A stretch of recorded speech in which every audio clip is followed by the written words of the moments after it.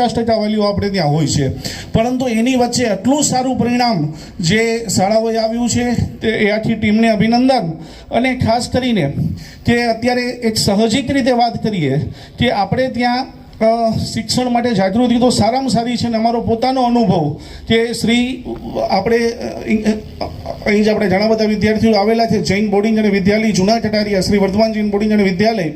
હવે એનો અમે એક નાનકડો અનુભવ કે અમે એવું વિચાર કર્યું કે હવે આપણે આ વિદ્યાલયને નવું બનાવવું છે અને આધુનિક ટેકનોલોજીવાળું બનાવવું છે, એઆઈ થ્રુ એનું સજ્જ થાય, એનું સંચાલન થાય એવું બનાવ્યું છે. હવે સરકારની બધી યોજનાઓ એવી છે કે એમાંથી બહુ ફંડ મળે એમ નથી, ને મળે તો એના જે નિયમો છે એ પાળવા જઈએ તો આપણું જે સપનું જે વિદ્યાલય બનાવવાનું છે એવું બને નહીં.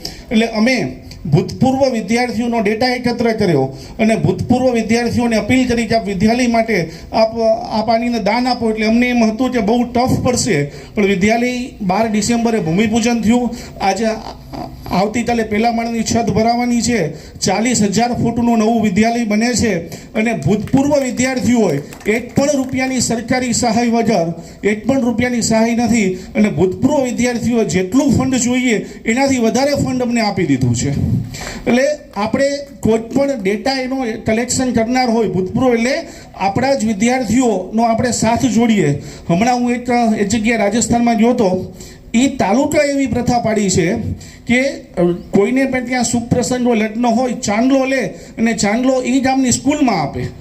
જેટલો પણ ચાંદલો આવ્યો હોય એ જ ગામની સ્કૂલની અંદર આપે અને સ્કૂલ આખી ભવ્યાથી ભવ્ય બને.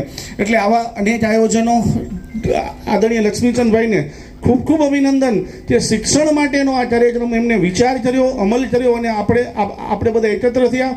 ભવિષ્યની અંદર અને આની અંદર આપણે જનરલી એવી અપેક્ષા રાખતા હોઈએ છીએ કે ફલાણા ભાઈ આવે, ઢીકણા આવે. આમાં એટલું જ છે કે જેને શિક્ષણ માટેનો પ્રેમ હશે, જે આપણા નેતૃત્વને શિક્ષણ માટેનો પ્રેમ હશે, જરૂર આવશે.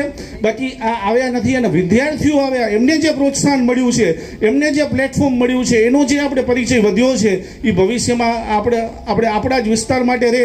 કારણ કે આપણે બધા જ એક પીડા અનુભવીએ છીએ કે આપણા વિસ્તારના બાળકો અહીંયા કોઈ પણ કંપનીની અંદર આપણે બહુ તો સુપરવાઇઝર હોય, મેનેજર સુધી પણ નથી, હેલ્પર હોય, સુપરવાઇઝર હોય, મેનેજર સુધી, ડાયરેક્ટર સુધી, સીઓ સુધી અહીંયા તો નથી પહોંચતા. મુંબઈની અંદર આપણે જ બીજાને જોબ આપીએ છીએ. એટલે આ વિસ્તારમાં ભરપૂર ટેલેન્ટ પડેલું છે.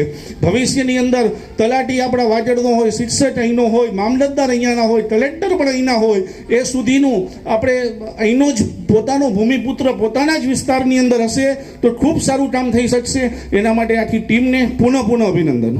તમે કંઈક બનશો ત્યારે તમે તમારા પરિવારને સુખી કરી શકશો, અને તમે તમારા પરિવારને સુખી કરી શકશો ત્યારે તમે ક્યાંક ને ક્યાંક વતનના કોઈક વિકાસ માટે પણ તમે તમારી શક્તિઓ લગાડશો, અને એ તમે ભવિષ્યની અંદર આ સમાજને, આ વતનને કંઈક આપી શકો એ માટે તમને પ્રોત્સાહન આપવા માટે આજનો આ કાર્યક્રમ છે.